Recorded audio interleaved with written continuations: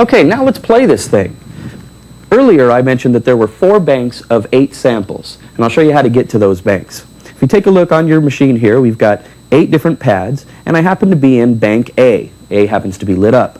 Now the bank buttons are on the right hand side. If you want to go to bank B, simply press the A/B button, and it'll move to bank B. If you want to go to C and D, which is on your smart media card, press the C and D button. You go to C, press it again, it goes to D. So if you go back to A, you have some sounds on there.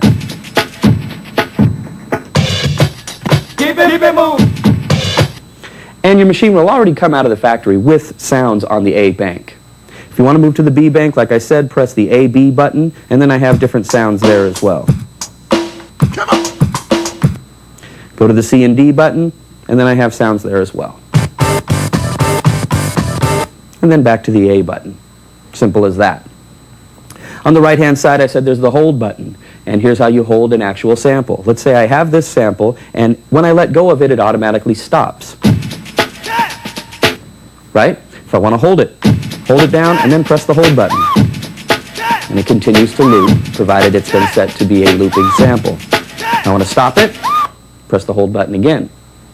Underneath the hold button, we said there's a source button. That's your incoming audio. I have a CD player over here. I'll play it, and you shouldn't hear anything until I press the source button. Now when I press it, there's your input. Let go of it, press it again. Can you hold it? Why not? Just like that. Simple as that.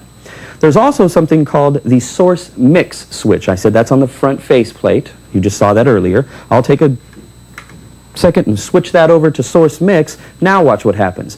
The source button is not pushed. But when I press play, you can hear it all the time. So the signal gets routed through the input and right to the output without you having to have the source button pushed.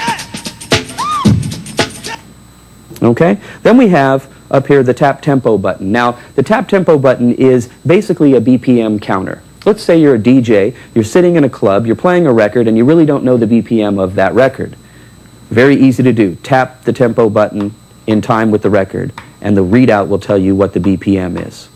Now, obviously, you can see mine is probably altering from tempo to tempo. It's because I'm human. I'm tapping at a different tempo all the time. And that's pretty much it.